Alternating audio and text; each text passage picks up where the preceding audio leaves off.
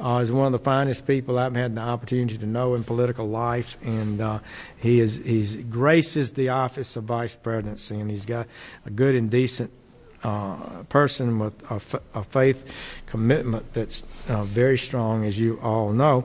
Also, just a few days ago, had your former senator, my former colleague Dan Coates, come to the Department of Justice to address our veterans in the Department of Justice on Veterans Day. So we got a couple. He's the Director of National Intelligence. Indiana's doing pretty good in the nation.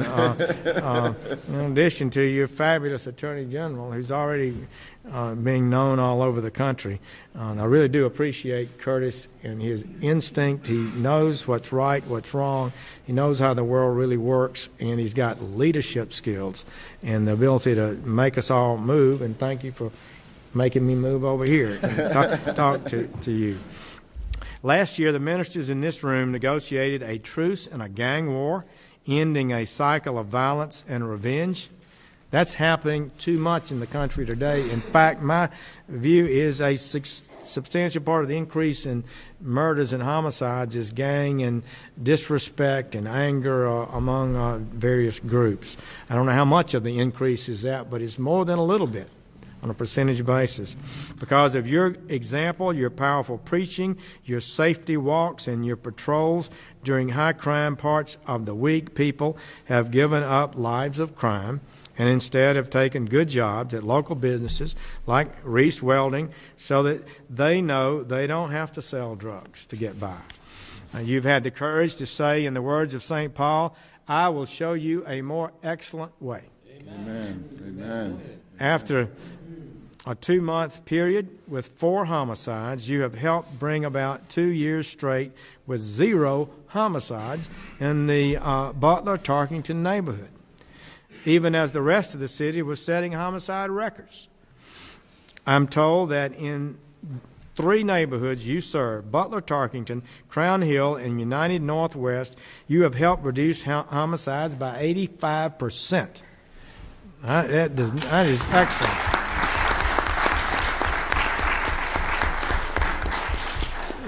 Those are amazing results, really. And you can't expect to see that around the country everywhere, but it is particularly noteworthy.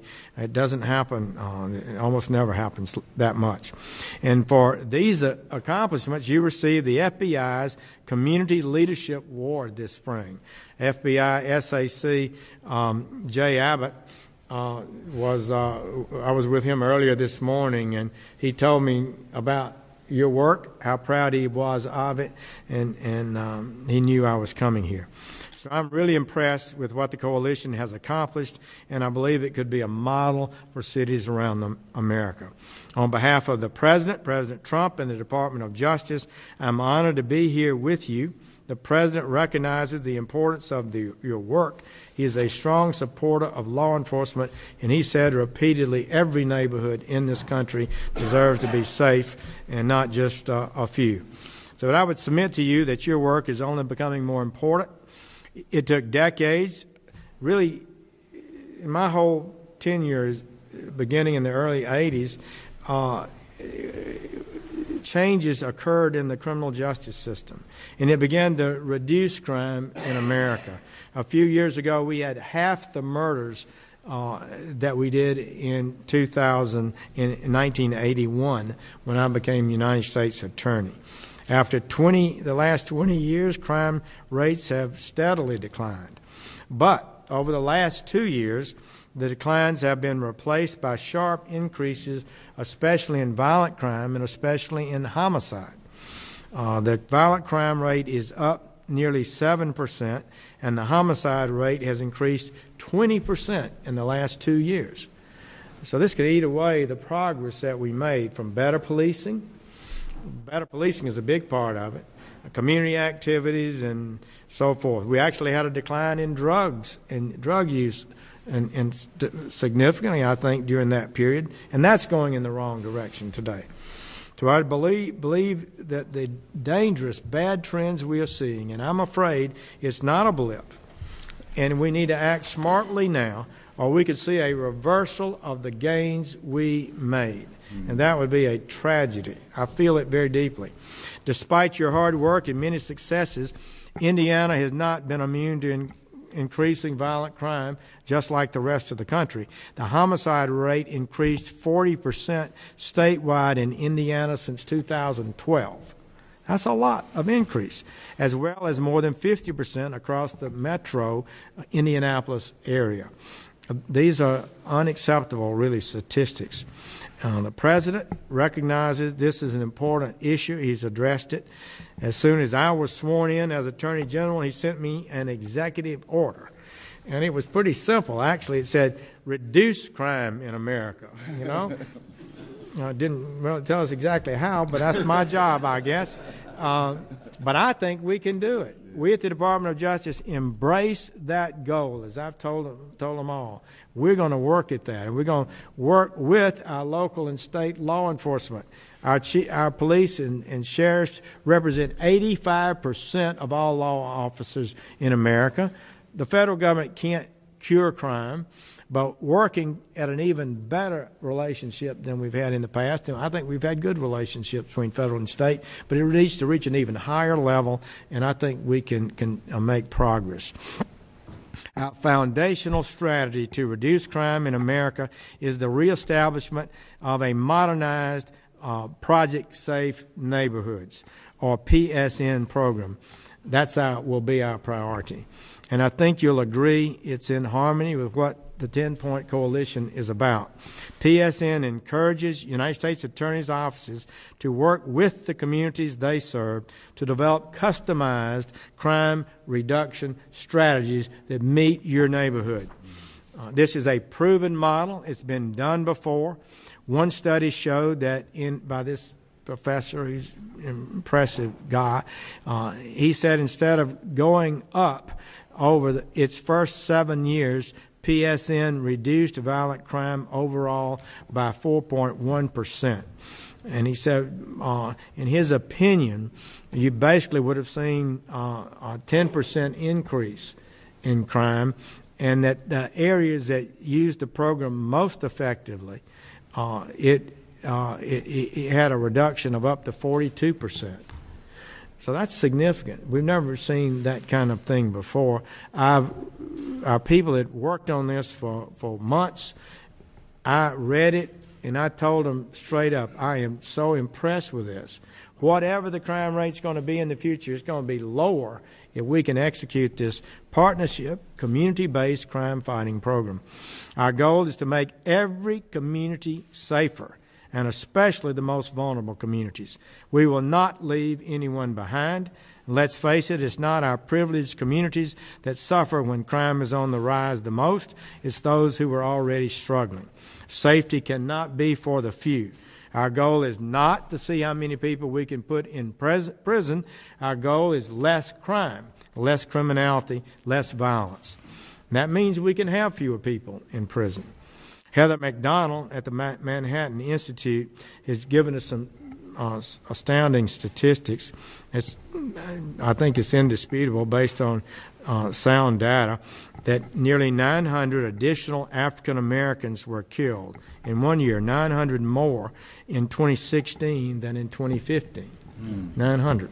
The total number of black homicide victims were 7,881. Which is more than the number of white victims during that period. At the same time, last year, we saw a 61% increase in the number of law enforcement officers killed in the line of duty because of a felony attack, and on average, more than 150 officers were assaulted in the line of duty every day. I think those numbers may be getting a little better this year, but last year was a troubling year, no doubt about it.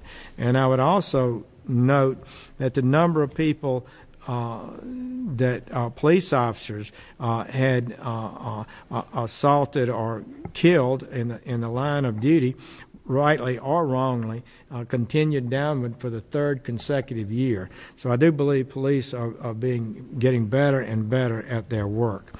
And so this is all why your work is so vital. Proactive, community-based policing is what is required. proactive, before the crime occurs, community-based policing, where we focus on the individuals that many of you know to be the most dangerous. I was just in New York last week to meet with the incredible New York Police Department. They've done amazing work. They study every neighborhood. And they had this big meeting, and the top commissioners called in the precinct officers, about 10 or 15, and they went over what was happening in their neighborhoods. And they said there was a housing project that had too much crime in it. They had pictures on the walls of people in their rap sheets who were causing most of the trouble. And they were asking these officers why they weren't, what were their plans to catch them and stop them. And so they have this. They've driven down the murder rate substantially in New York. It's really rather amazing to me how a big department can be that effective. In Mobile, in our good city of Mobile, so I was asked out. We prosecuted a criminal gang. We went out to the community. They asked us to come out there afterwards. Some of them had murdered people that we'd convicted in federal court. And they talked about their neighborhood. And we had a town meeting. The mayor came. The sheriff came. The chief of police, great African-American, former Detroit major. And so we talked about what to do about it. And we broke up in 10 groups. And they breakout sessions and discussed it, and they were all saying, clean up this neighborhood. We've got too much trash and burned out houses. It used to be different from this. I played in the neighborhood. Our children played out here. Now it's not safe. There are drug dealers everywhere. This is, and the mayor said, I got it. We're going to clean up. We're going to cite these people who are not fixing their houses up in their place. And the chief said, we'll put a precinct in there. They wanted more police officers. So he said, we'll put a precinct in there. We'll put a mobile police center in there. And they cleaned up the neighborhood. Property values went up. Crime went down. And it didn't take any real new money. It was just existing resources. The federal housing people were there. They promised to they put duplexes in vacant lots instead of building a big housing unit. I just thought it was. I still go by there. That was many years ago. And that neighborhood is so much better. And people, seniors who bought their houses, worked hard all their lives. The houses were, at that time, of value. Nobody would buy them because it wasn't in a neighborhood that you could live safely in. And the whole thing got better. I just know that we can do this. So we will not concede a single block or a single street corner in the United States to lawlessness and crime. It's not moral to do so. Today I'm announcing a Violent Crime Reduction Coordinating Committee to effectively coordinate these efforts across the entire Department of Justice and ensure that we're doing our best every day to support your efforts. And so to everyone in this room, our friends and partners, thank you for your hard work to serve and protect this community, to alter people's courses of their lives so that they don't end up in jail, end up murdering somebody, doing damage that not only destroys someone else's life but their own lives. It's a noble and high calling to work every day to ensure public safety and security of the people of the United States, and I appreciate what you do.